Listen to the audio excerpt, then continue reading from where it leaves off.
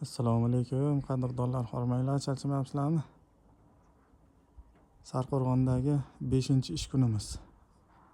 Abrosotkalar qoqilyapti, xudo xolasa. Mana bo'lay deb qoldi.